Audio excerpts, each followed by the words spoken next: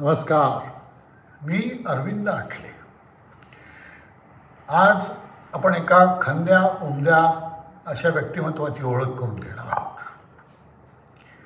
सध्या स्वामी समर्थांचे मालिका आपल्या इथे चालू आहेत, त्यांची जास्तीत जास्त स्वामी समर्थांचे परिचय करून देण्याची. तर त्यापैकी एक भाग म्हणून पुढचे 4-5 भाग श्रीयुत शेखर साने या व्यक्तिमत्वाचा आपण परिचय करून घेणार आहोत. त्यांची स्वामीजींच्या विषयी असलेली मतं, त्यांचे स्वामीजींच्या विषयी असलेले अनुभव, त्यांची काही अत्यंत परखड अशी अध्यात्माविषयीची मतं, हे आपण सगळं जाणून घेण्याचा प्रयत्न करणार आहोत. हा अतिशय निसर्गप्रेमी उमदा माणूस, भावनाशील असल्याशिवाय आध्यात्मिक होता येत नाही. स्वामींचा त्यांचा जो काही अनुभव आहे, हा अतिशय मोठा अनुभव. आज अनेक त्यातले पैलू आपण पाहणार आहोत. आणि जवळपास 6,000 तैलचित्र स्वामींची त्यांनी काढलेली आहेत आजपर्यंत. स्वामींची कृपा असल्याशिवाय हे शक्य नाही, हे तुम्ही सर्वजण जाणता.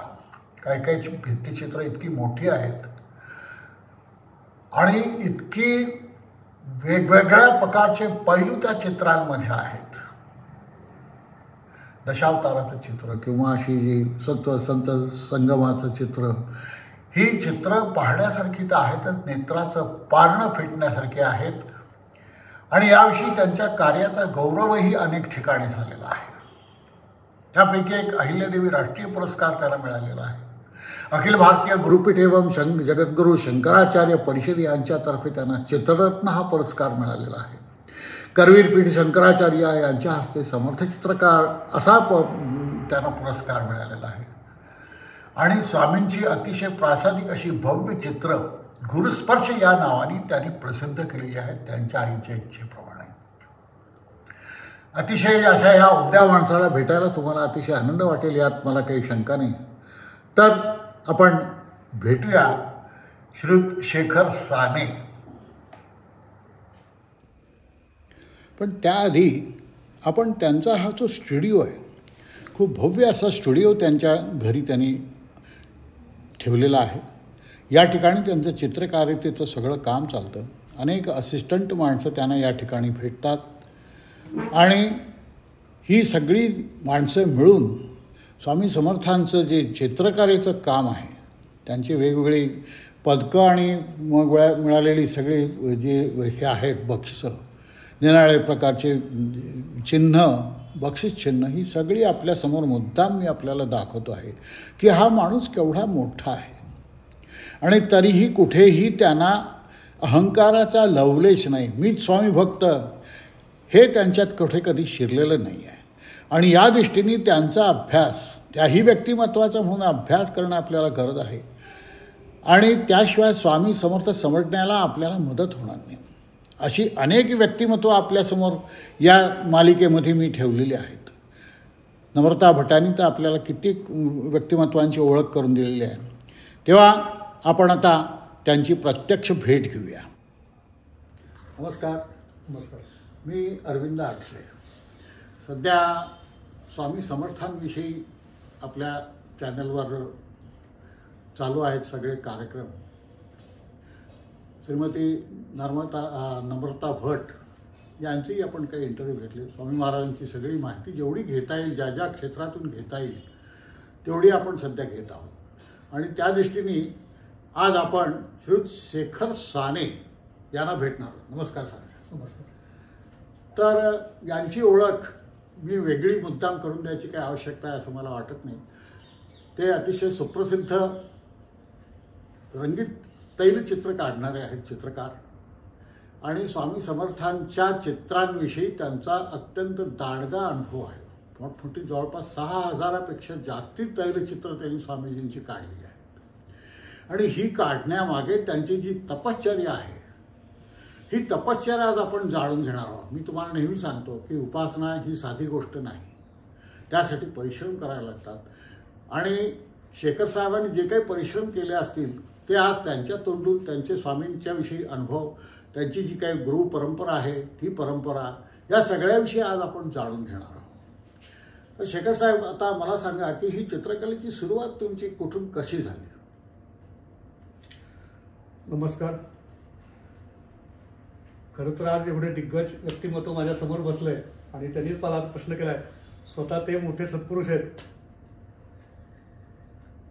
माझ्या या कामाची सुरुवात माझ्या अगदी लहानपणापासून, आणि माझं अगदी मला आठवत नाही इतकं लहानपण, म्हणजे माझं लहानपणी अहमदनगरला लहान असताना माझे आजोबा खूप मोठे दत्तावतारी परंपरेतले सत्पुरुष होते. आजोबांची गायत्रीची प्रचंड उपासना होती आणि अगदी मला म्हणजे ते उपासनेचं बालकडू किंवा महाराजांच्या चित्राची अगदी सुरुवात व्हायला माझे आजोबा खूप मोठे कारणीभूत आहेत. अहमदनगरला लहानपणी राहत असताना आमच्या घराच्या जवळ नाना रेखींचा मठ होता आणि त्या मठामध्ये नित्य आम्हाला माझे आजोबा जायला सांगायचे. आणि आमच्या घरामध्ये खूप अशा काही आजोबांनी घालून दिलेले नियम होते की स्वामींच्या पादुकांना तिथे जाऊन महाराजांना अत्तर लावल्याशिवाय, म्हणजे सकाळी पहिली उठलं की पहिलं आंघोळ करायची आणि पहिलं स्वामींना अत्तर लावून यायचं. तोपर्यंत महाराजांच्या विषयी फारसं काही माहिती नव्हतं, पण ते बालकडू इतक्या लहान वयात महाराजांचं दिलं तेव्हा मी वयाच्या काहीतरी पहिली दुसरी तिसरीत होतो. आणि इतक्या लहानपणी महाराजांची चित्र काढायची इच्छा झाली. आमच्या घरात माझ्या वडिलांची रेणुकामातेची उपासना खूप होती. आमच्या घरात महाराजांचा एक छोटा फोटो होता आणि तो फोटो बघून बघून काढायची पहिली सुरुवात तिथून झाली. आणि ती अगदी सुरुवात होती. मला खरं म्हणाल तर कळलं पण नाही की याची पुढे कुठपर्यंत आपण जाणार आहे. आणि इयत्ता 5वी ते 10वी नगरच्या शाळेत असताना मे महिन्याच्या सुट्टीमध्ये माझं पुण्यामध्ये येणं व्हायचं. पुण्यामध्ये माझे मामा राहायला होते आणि माझे मामा स्वरूपवर्धिनी संस्थेचे काम करते. आणि चित्रकार अरुण फडणीस, आदरणीय फडणीसांबद्दल म्हणजे माझ्या आधी सगळ्यात जास्त महाराजांना सगळ्या घराघरात ज्यांनी पोचवलं असेल ते फक्त अरुण फडणीस सर. आणि फडणीस सरांच्याकडे माझ्या मामांनी मला दर मे महिन्याच्या सुट्टीमध्ये फक्त अभ्यास, ते म्हणले की खूप मोठे चित्रकार पुण्यात आहेत, तुला त्यांची चित्र बघायला आवडतील असं म्हणून ते मला दर मे महिन्याच्या सुट्टीमध्ये पूर्ण मे महिना सकाळपासून संध्याकाळपर्यंत त्यांच्या घरी सोडायचे. आणि माझ्यासाठी आयुष्याला कलाटणी देणारे ते क्षण इयत्ता 5वी ते 10वी शाळेतले. आणि ते महिनाभर मला त्यांच्याकडे जे काही बघायला मिळायचं त्या इन्स्पिरेशनवरती माझं पुढचं वर्ष जायचं. आणि असं करत माझं 10वी कधी संपली कळलं नाही. आणि त्या 5वी ते 10वी या काळामध्ये माझं अभ्यासात पूर्ण दुर्लक्ष होतं. म्हणजे अभ्यासाच्याकडे दुर्लक्ष, चित्रकला हा एकमेव ध्यास. त्यामुळे वहीमध्ये, पुस्तकांमध्ये सगळीकडे माझी चित्र सापडायची. कित्येक वेळेला त्याच्यातली चित्र काढली म्हणून मला सगळ्या मास्तरांकडनं खूप प्रमाणामध्ये मारही बसलेला आहे. आणि 10वी पर्यंतच्या काळामध्ये म्हणजे आज मला सांगायला थोडासा निर्लज्जपणे सांगतो की प्रत्येक वर्षी वरच्या वर्गात ढकलला असा शेरा मिळत 10वी पास झालो. आणि म्हणजे ही चांगली गोष्ट नक्की नाही, कुणी याचा आदर्श घेऊ नका. पण त्यावेळेला इतकं चित्रकलेच्या मध्ये इतकं भारावून आणि चित्र सगळी माझी अशीच असायची. गणपती, मारुती, राम आणि सगळ्या आध्यात्मिक परंपरेतली सगळी चित्र लहानपणापासून काढावीशी वाटायची. त्याच्यात महाराजांची चित्र मला अक्कलकोट महाराजांची फडणीस सरांच्या स्टुडिओमध्ये पुण्यात आलं की मे महिन्याच्या सुट्टीत तेच बघायला मिळायचं. ते कुठेतरी माझ्यावरती छोटे छोटे संस्कार त्यावेळेला होत चालले होते नकळत, ते मला त्यावेळेला कळलं नाही. आणि असं बोलता बोलता 10वीचा काळ माझा संपला आणि मे महिन्याच्या सुट्टीमध्ये पूर्ण मिळालेले ते 30 दिवसाचं जे टॉनिक असायचं ते घेऊन माझं वर्ष पुढचं त्या इन्स्पिरेशनमध्ये खूप त्याच्यातनं माझ्याकडनं सतत चित्रांचा ध्यास असायचा. आणि 8वी 9वी 10वी मी खरंच अभ्यासाकडे पूर्ण दुर्लक्ष करत गेलो. कळत नव्हतं की हे आपल्याला पुढे, पण त्या परिस्थिती अशी ओढवली की 10वी पास झाल्यानंतर मी ठरवलं होतं की आपल्याला अभिनव कला विद्यालयात जायचं आणि चित्रकलेचं शिक्षण घ्यायचं. पण मार्क इतके कमी मिळाले की 3ऱ्या वेटिंग लिस्टमध्ये खालून 3रं 4थं नाव लागलं. आणि परमेश्वरी कृपा किंवा काय त्यावेळेस महाराजांची योजना असावी की माझे वडील आणि त्या कॉलेजचे प्रिन्सिपॉल लहानपणचे मित्र निघाले आणि त्या मैत्रीच्या याच्यावरती त्यांनी शब्द टाकला. आणि त्यावेळेस आमचे सर, जे त्याला नांगरे सर म्हणून माझे जे प्रिन्सिपल होते, त्यांची माझी पहिली भेट. मला म्हणले तू मला काय देणार याच्या बदल्यात? काय नाही म्हटलं, मी कॉलेजमध्ये सगळ्यात चांगले मार्क मिळवून दाखवेन. आणि उत्तम पद्धतीने कॉलेजमधली 5 वर्ष माझी पार पडली. आणि त्या 5 वर्षामध्ये अगदी 10वीपर्यंत मी अभ्यासात पूर्णपणे कुठलंच दुर्लक्ष केलेलं असल्यामुळे संस्कृत म्हटलं की पोटात गोळा यायचा, इंग्लिश म्हटलं की पोटात गोळा यायचा, आणि गणित म्हटलं की हे गणित, इंग्लिश आणि संस्कृत हे 3 भयंकर विषय. आणि असं वाटायचं की आता पुढे आपलं आयुष्य कसं मार्गी लागणार. आणि त्यावेळेला जेव्हा मार्क कमी पडले, माझ्या धाकट्या भावालाही तसेच कमी मार्क पडले, तर आमचे वडील त्यावेळेला म्हणायचे की तुम्हाला पुण्यामध्ये याच्यानंतर पुण्यात तुम्हाला पुण्यामध्ये राहायची इच्छा आहे, तर पुण्यामध्ये गेल्यानंतर तुम्हाला फुगे विकायला लागतील, असे मार्क मिळाले तुम्हाला. आणि महाराजांची कृपा की आज मी माझ्या कामामध्ये स्थिरावलो.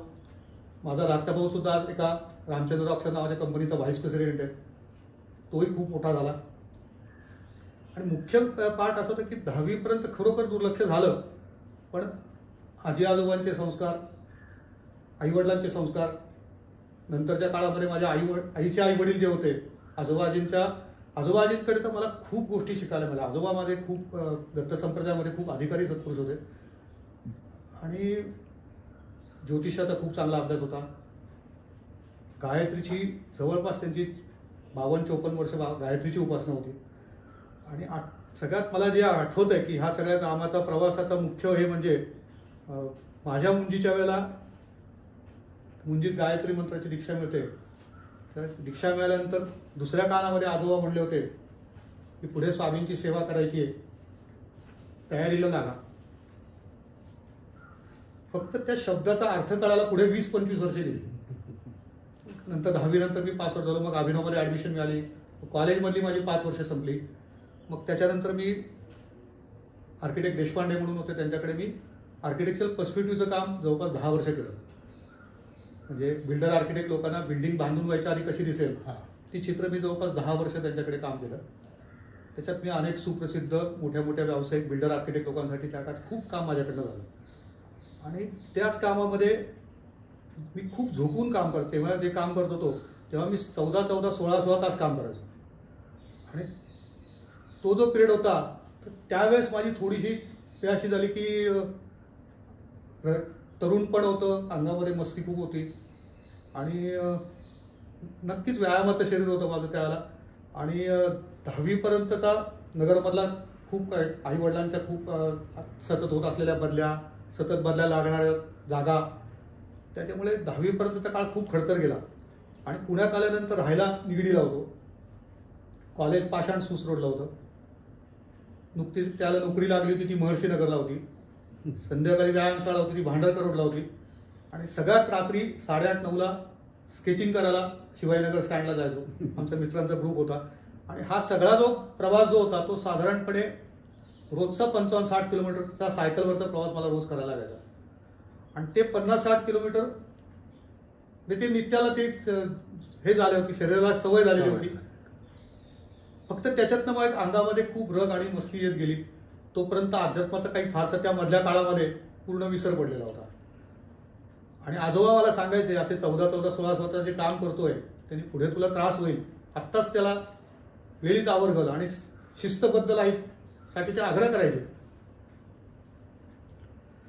पण त्यावेळेला ते म्हणजे सगळ्यात तरुण पोरांमध्ये किंवा एक सांगते जे वय असतं 20 ते 26-27, 18 ते 26 मध्ये माणसामध्ये जरा थोडीशी जास्तीची मस्ती असते, ती माझ्यातही तेवढीच होती. आणि त्यावेळेला ट्रेकिंग प्रचंड आवडायचं. निसर्गाचं प्रचंड वेड होतं. आणि निसर्गाचं वेड असल्यामुळे मी जेव्हा आर्किटेक्चरल पर्स्पेक्टिव्ह करायचो तेव्हा मी सुट्टी न घेता 14-14 तास काम रोज करायचो. मी सकाळी 6:30-7लाच त्यांच्या स्टुडिओमध्ये ऑफिसमध्ये जाऊन बसायचो, काम सुरू करायचो. जेवायची वेळ झाली की फक्त खाली जायचं, जेवायला जाऊन परत यायचं, परत रात्री 8:30-9 पर्यंत काम करायचं. आणि अशा विचित्र सवयी होत्या. आणि 15 दिवसात एकदा ट्रेकला जायचं. आणि तिथून माझा हा खरा हे सुरू झाला. तो पिंड तसा भरत गेला. 15 दिवस प्रचंड काम करायचं. सरांना सांगायचं की माझं काम भरपूर झालंय, आता मी सुट्टी घेतो. मग 2 दिवसासाठी कुठेतरी ट्रेकला जाऊन येतो. मग त्या 2 दिवसात बॅटरी चार्ज केल्यासारखं निसर्गात जाऊन आलं की बॅटरी परत चार्ज व्हायची, परत पुन्हा कंटिन्यू. आणि असं सतत मी 8-9 वर्ष त्यांच्याकडे काम केलं. 9 वर्षानंतर मला एका ट्रेकमध्ये स्पायनल इंजुरी झाली. त्या स्पायनल इंजुरीमुळे मला जवळपास 18-19 महिने बेड रिटर्न राहायला लागले. आणि तिथून खऱ्या अर्थाने माझं आणि महाराजांचं नातं ओपन झालं. म्हणजे मला माहीतच नव्हतं की आपल्याला हे महाराजांनी कुठं पकडून ठेवलंय. तर तो काळ साधारणपणे होता 96, 97, 98. 94 मध्ये लग्न झाल्यानंतरची पहिली 3-4 वर्ष. त्याच्यानंतर मुलाच्या जन्माचा जस्ट एक 2-3 महिने 4 महिने आधी मला हा पाठीच्या दुखण्यामुळे आडवं व्हायला लागला आणि तो काळ माझ्यासाठी खूप परीक्षा पाहणारा आणि महाराजांच्या जवळ नेणारा होता. म्हणून कदाचित ते कृष्णाच्या चरित्रात कुंतीचं ते वाक्य की मला सतत दुःखात ठेव म्हणजे मला तुझी आठवण येईल, तसं मला महाराजांनी त्यावेळेला जे काही नाही, कोणालाही जवळ आणायचं असेल तर महाराज हे करतातच. सुखासुखी ते कोणाला जवळ येते, त्याचा खुंटा चांगला बळकट केल्याशिवाय अगदी बरोबर महाराज कोणाला आणत नाही. कुठलेही असो, कुठल्याही क्षेत्रात तुम्ही जा, त्यांचे तुमचे जे काही गुरु असतील हे तुमची कडाक्याची परीक्षा आहे. पण ती परीक्षा खरंच म्हणाल तर खूप कडक परीक्षा माझ्यासाठी मला त्याला होती. कारण मला या अशा काही सवयी नव्हत्या आणि एकदम जो मोठा सेटबॅक बसला 17, 18, 19 महिने बेड रिटर्न व्हायला लागलं. आणि बेड रिटर्न कंडिशन ही माझ्यासाठी त्यावेळेला माझा जो एकूण स्वभाव, पिंड, सगळ्या अंगातली रग, मस्ती, ती सगळी त्यावेळेला माझ्या त्या बेड रिटर्न कंडिशनमध्ये फार परीक्षा पाहणारी ठरली.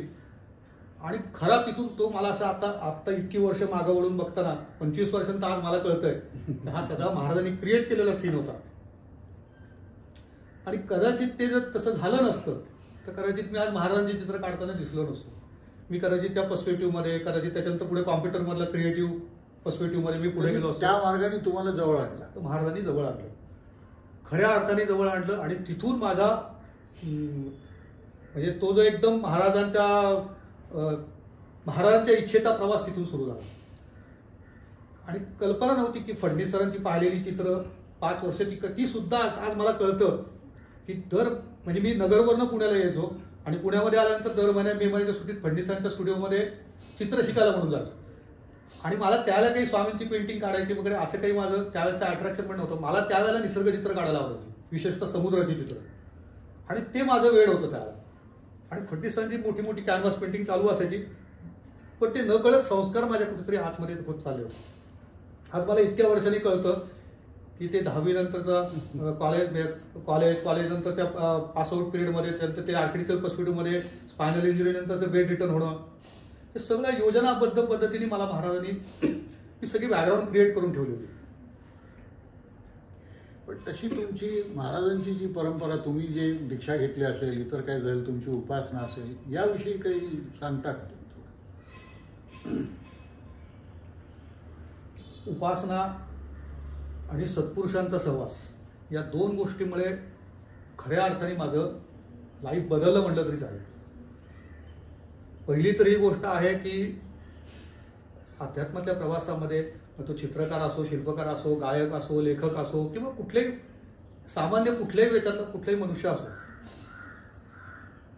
साधना किंवा उपासना हा त्याचा बेस आहे किंवा असलाच पाहिजे. नसेल तर मग तुम्ही ह्या याच्यात प्रवास करणं खूप कठीण होतं. आणि आईवडिलांचे संस्कार आणि आजी आजोबांच्या एक्सपोजरमुळे मला या गोष्टीचं खूप लहानपणापासून बाळकडून मिळालं होतं. फक्त माझ्याचकडनं ते तेवढं केलं गेलं नव्हतं लहानपणी.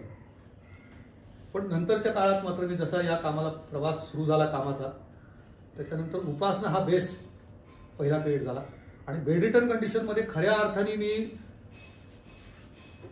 म्हणजे तो एक आपण म्हणतो ना अंतरीचा शोध आपणच घ्यायचा असतो, तसा तो घेण्यासाठी मी धडपड करायला लागलो. कारण ते बेड रिटर्न राहणं हे सुसह्य नव्हतं. मग त्यावेळेला जे काही आपल्याला म्हणजे आजोबांनी सांगितलेल्या अनेक लहानपणच्या गोष्टी, संदर्भ, पुराणांचे उल्लेख किंवा विशिष्ट सांगितलेल्या स्तोत्रांचे उल्लेख, मग त्या स्तोत्र उपासनेनं शरण जाणं ह्या पलीकडे पहिली गोष्ट माझ्याकडे त्याला काही नव्हतं. आणि ती काय म्हणाल तर ती माझी पहिली सुरुवात. पण ती एवढी धडाक्यात झाली की त्या बेड रिटर्न कंडिशनमध्ये मी वेड्यासारखी उपासना केली. म्हणजे कदाचित मी आत्ता म्हणेन की आत्ता सुद्धा माझ्याकडनं तेवढी साधना होत नाही, वेळ रिकामा मिळाला तुम्हाला, त्यामुळे ते करता आलं. आडवं पडून असं करायचं काय. आणि त्यावेळेला तुम्हाला जे डिप्रेशन येतं त्या डिप्रेशनला घालवण्यासाठी सगळ्यात मोठी ताकद साधनेमध्ये असते. वेड्यासारखी साधना केली. सूर्य उपनिषदाचे मी किती पाठ केले सांगू शकत नाही, पण सूर्य उपनिषद, दारिद्र्य दुःख कदन, शिवस्तोत्र किती पाठ केले त्याला मर्यादा नाही. त्याच्यानंतर आणि इतक्या गमतीदार घटना त्याला घडत गेल्या.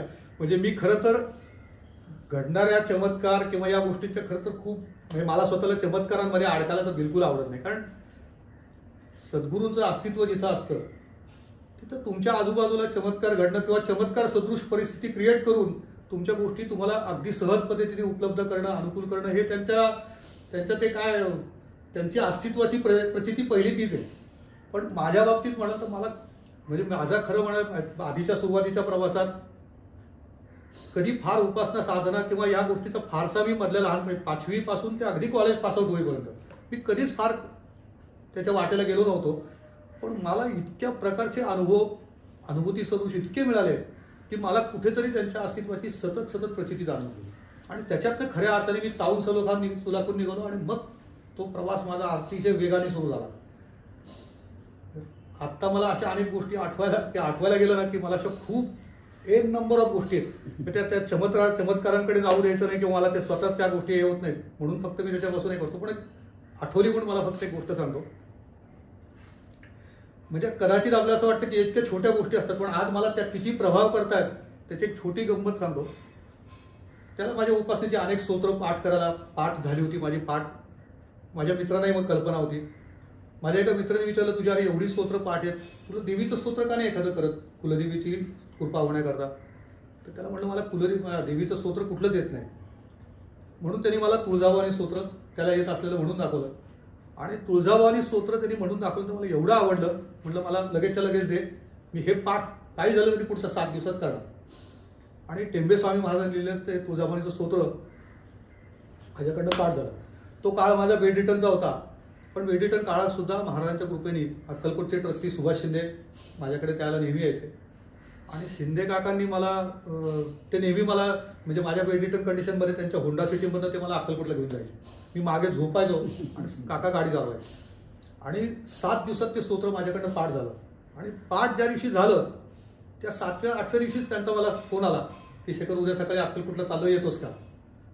तर मला इतकं छान वाटलं की म्हटलं अक्कलकोटला जायला संधी मिळते. आता हे स्तोत्र म्हटलं अक्कलकोटला जाऊन वटवृक्षाच्या झाडाखाली उभं राहून स्वामींच्या समोर म्हणून आणि खड्या आवाजात स्तोत्र म्हटलं खूप आनंद मिळाला.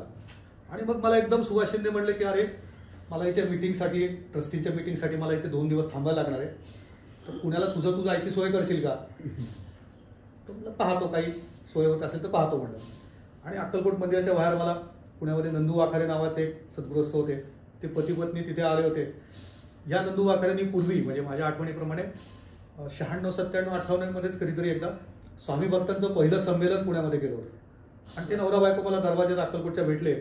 मला म्हणले काय रे कुठं चालला. म्हटलं मी पुण्याला निघालो. तर तेव्हा ते मला म्हणले आम्ही पुण्याला निघालो येतोच का आमच्याबरोबर. आणि तेव्हा माझी जायची सोय महाराजांनी केली होती. आणि त्यांच्या गाडीत बसल्यानंतर ते मला म्हणले की एक तुला फक्त म्हणले छोटीशी म्हणले आमची विनंती आहे आपण अक्कलकोटला आता पुण्याला निघतोय फक्त जाताना तुळजापूर करून जाऊ. आणि मला इतकं छान वाटलं की तुळजाभवानीचं स्तोत्र आपण पाठ करून 7च दिवस झालेत आणि डायरेक्ट आपल्याला तुळजापूरचा योग आला. तर त्यावेळेला मला असं पिंजरा सदृश एक बेल्ट पाठी पांघरा असा पूर्ण लावलेला होता छातीपर्यंत असा आणि मला 5 मिनिटं सुद्धा सरळ बसता यायचं नाही. आणि त्या बेल्ट लावलेल्या स्थितीमध्ये ते मला म्हणले चला तुळजापूर. आणि तुळजापूरला गेलो तर ते काहीतरी उत्सवाचा काहीतरी काळ होता मला आठवत नाही आणि भली मोठी रांग होती. तर रांगेत उभं राहिल्यानंतर माझ्या मनात आलं की आता म्हटलं आई साहेबांच्या इथं तर रांगेत उभं आहे तर 108 पाठ म्हटलं इथं व्हायला पाहिजेत. कारण ते मला शिंदे काका बोलता म्हणले 1.5-2 तास तरी आपल्याला रांगेत उभं राहायला लागेल म्हणले. मग मी तुळजाभवानीचे पाठ सुरू केले आणि जसे 100 पाठ होऊन गेले तसे आम्ही अगदी मंदिराच्या जवळ पोहोचलो होतो. माझा 105वा 106वा पाठ जस्ट संपला आणि ते गुरुजी आमच्यावर नंदू वाखारे त्यांच्या पत्नी बरोबर होत्या. तर ते आतले जे पुजारी होते ते मला म्हणले तुम्ही काहीतरी स्तोत्र म्हणताना म्हणले तुम्ही आतमध्ये या. आणि बाकी सगळ्यांना बाहेर थांबवलं. त्यांनी तो दरवाजा होता तो असा आडोसा बंद केला. ते म्हणले आता जगदंबेला प्रसादाची वेळ झाली आहे तर तुम्ही तुमचं ते स्तोत्र चालू ठेवा म्हणले. आणि त्यांनी त्यांचा देवीला प्रसाद दाखवून तिला एक हे दिला होता तांबूल तिला दिला होता. दिलेला तिच्या मुखातला तांबूलाचा विडा त्यांनी तिथला काढला आणि मला म्हणले हा तुम्हाला प्रसाद म्हणून ठेवा. तर मला गेल्या पहिला तो तुळजाभवानीचा आशीर्वाद मिळाला.